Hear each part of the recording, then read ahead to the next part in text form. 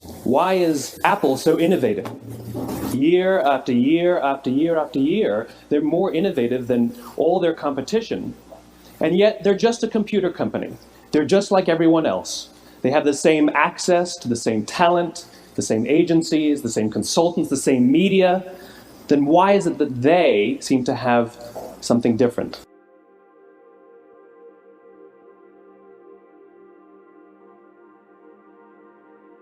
All the great and inspiring leaders and organizations in the world, whether it's Apple or Martin Luther King or the Wright brothers, they all think, act, and communicate the exact same way, and it's the complete opposite to everyone else. Every single person, every single organization on the planet knows what they do 100%. Some know how they do it, but very, very few people or organizations know why they do what they do. And by why, I don't mean to make a profit. That's a result. It's always a result. By why, I mean what's your purpose? What's your cause? What's your belief? Why does your organization exist? Why do you get out of bed in the morning? And why should anyone care? Well, as a result, the way we think, the way we act, the way we communicate is from the outside in. It's obvious. We go from the clearest thing to the fuzziest thing. But the inspired leaders and the inspired organizations, regardless of their size, regardless of their industry, all think, act, and communicate from the inside out. Let me give you an example. I use Apple because they're easy to understand and everybody gets it. If Apple were like everyone else, a marketing message from them might sound like this: we make great computers. They're beautifully designed, simple to use, and user-friendly. Want to buy one? Meh. And that's how most of us communicate. That's how most marketing is done, that's how most sales is done, and that's how most of us communicate interpersonally. We say what we do, we say how we're different or how we're better, and we expect some sort of behavior, a purchase, a vote, something like that. Here's how Apple actually communicates. Everything we do, we believe in challenging the status quo. We believe in thinking differently. The way we challenge the status quo is by making our products beautifully designed, simple to use, and user-friendly. We just happen to make great computers. Want to buy one? Totally different, right? You're ready to buy a computer from me. All I did was reverse the order of the information. What it proves to us is that people don't buy what you do, people buy why you do it. People don't buy what you do, they buy why you do it. This explains why every single person in this room is perfectly comfortable buying a computer from Apple. But we're also perfectly comfortable buying an MP3 player from Apple, or a phone from Apple, or a DVR from Apple. But as I said before, Apple's just a computer company. There's nothing that distinguishes them structurally from any of their competitors. Their competitors are all equally qualified to make all of these products. In fact, they tried. People don't buy what you do, they buy why you do it. The goal is not to do business with everybody who needs what you have. The goal is to do business with people who believe what you believe. But if you don't know why you do what you do, and people respond to why you do what you do, then how will you ever get people to vote for you or buy something from you, or more importantly, be loyal and want to be a part of what it is that you do? Again, the goal is not just to sell people who need what you have. The goal is to sell to people who believe what you believe. The goal is not just to hire people who need a job. It's to hire people who believe what you believe. Existential flexibility is the willingness to make profound strategic shifts in order to advance your cause, 180 degrees, right? This is not the daily flexibility that you need in business. A leader, or even us as individuals, may never have to perform an existential flex, and at most you might ever have to do it in an entire career once, or never. But the responsibility of any leader is to prepare their organization for an existential flex should it need to happen. So what is an existential flex? So the best case is really Steve Jobs and his just cause. Jobs and Wozniak had a very clear just cause, which is to empower individuals to stand up to Big Brother, right? They're revolutionaries at heart. And they saw the personal computer as a brilliant tool to help them advance that, to empower individuals to stand up to the big brother. And Steve Wozniak imagined a time in which an individual could compete in business against a corporation thanks to a personal computer.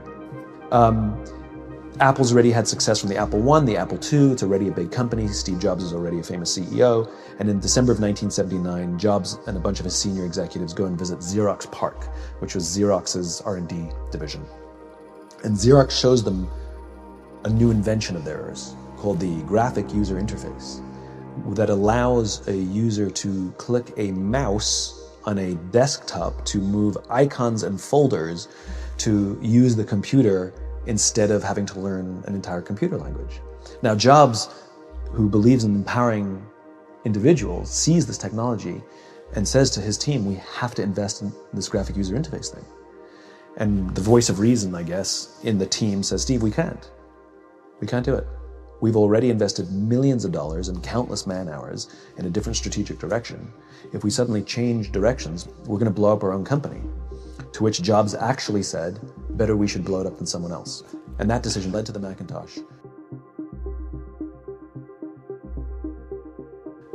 The first properly graphic user interface computer that had mass market appeal, that was so profound that the entire platform of Windows 2.0, was basically designed to act like a Macintosh, you know? And the reason we all have computers on our desks today, the reason it's a household appliance, the reason any one of us can compete against a corporation is because of this profound shift. It's done with the very specific reason of advancing the cause. I found a better way to advance the cause. And you have to have the just cause, otherwise how do you know what to shift? And you have to have the trusting teams, because you will put the organization through short-term hell. And the numbers probably will go down in the short term. And the team has to be willing to say, we agree, we understand why you're making a shift, let's do this, and it's gonna suck, but we're in. I spoke at a leadership summit for Microsoft. I also spoke at a leadership summit for Apple. Now, at the Microsoft summit, I would say 70% of the executives spent about 70% of their presentations talking about how to beat Apple. At the Apple Summit, 100% of the executives spent 100% of their presentations talking about how to help teachers teach and how to help students learn. One was obsessed with their competition, the other one was obsessed with where they're going. So at the end of my presentation at Microsoft, they gave me a gift. They gave me the new Zune, which was the competitor to the iPod Touch when it was a thing, right? And I have to tell you, this piece of technology was spectacular. It was beautiful. The user interface was incredible. The design was amazing. It was intuitive. It was one of the most beautiful, elegant pieces of technology I'd ever seen. I'm sitting in the back of a taxi with a senior Apple executive, sort of employee number 12 kind of guy, and I decide to stir the pot. And I turn to him and I say, you know, I spoke at a Microsoft summit and they gave me their new Zune, and I have to tell you, it is so much better than your iPod Touch. And he turned to me and said, I have no doubt. Conversation over. Because the infinite player isn't playing to be number one every day with every product. They're playing to outlast the competition. If I had said to Microsoft, oh, I've got the new iPod Touch, it's so much better than your new Zune, they would have said, can we see it? What does it do? We have to see it. Because one is obsessed with their competition, the other is obsessed with why they do what they do, the other is obsessed with where they're going. And the reason Apple frustrates their competition is because secretly, they're not even competing against them. They're competing against themselves. And they understand that sometimes you're a little bit ahead, and sometimes you're a little bit behind. And sometimes your product is better, and sometimes you're not. But if you wake up every single morning and compete against yourself, how do I make our products better than they were yesterday? How do I take care of our customers better than we did yesterday? How do we advance our cause more efficiently, more productively than we did yesterday? How do we find new solutions to advance our calling, our cause, our purpose, our belief, our why every single day? What you'll find is over time, you will probably be ahead more often. Those who play the infinite game understand it's not about the battle, it's about the war. And they don't play to win every day. And they frustrate their competition until their competition drops out of the game. There's a lot of forces in life that tend to funnel us down into this institutionalized path. And where people, where people sometimes forget that that they're very unique, and that they have very unique feelings and perspectives. And again, it's, the whole computer industry wants to forget about the humanist side and just focus on the technology. And a lot of our industry focuses just on more is better, more megahertz and megabytes and, speeds and feeds, we call it. But we think there's a whole other side to the coin, which is, what do you do with these things? Can we do more than just spreadsheets and word processors? Can we help you express yourself in richer ways? In your music, in your movies, in your photography, and these kinds of things that people want to do. Well, as an example, I have some children, and I shoot some footage, and I remember making my first iMovie where I could edit the clips together, and I could put some cross dissolves in and some titles on, and then I took one of my favorite pieces of music and stuck it in and added a soundtrack, and I made about a 3-minute movie. And I showed it to my wife, and she started crying.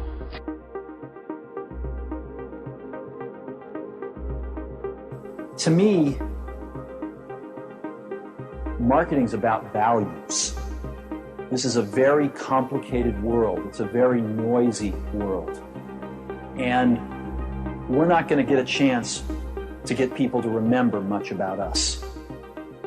No company is. And so we have to be really clear on what we want them to know about us.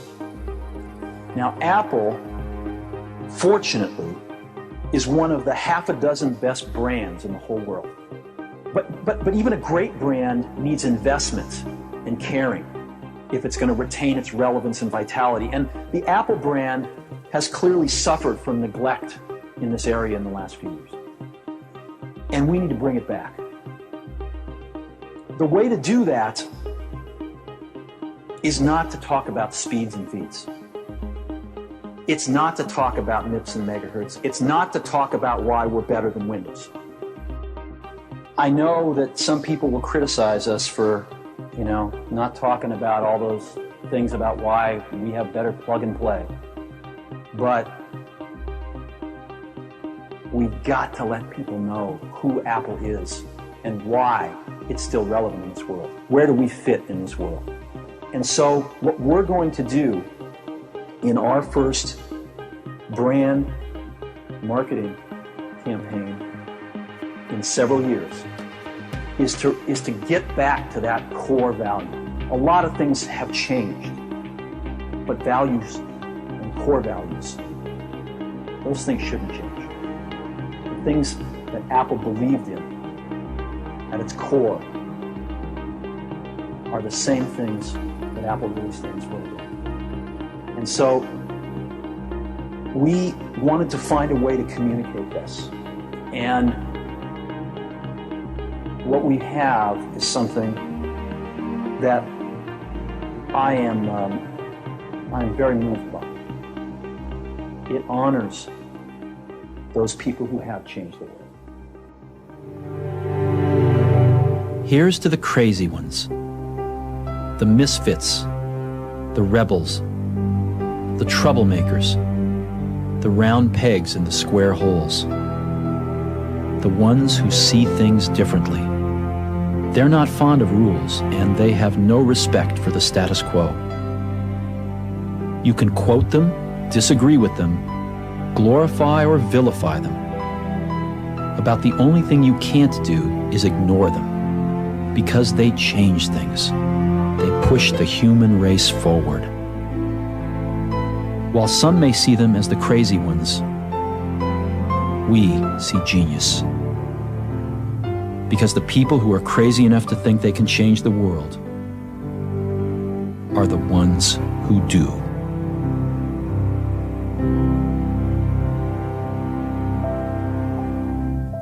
we believe that people with passion can change the world for the better. That's what we believe.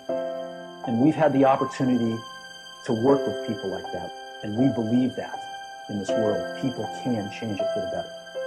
And that those people that are crazy enough to think they can change the world are the ones that actually do.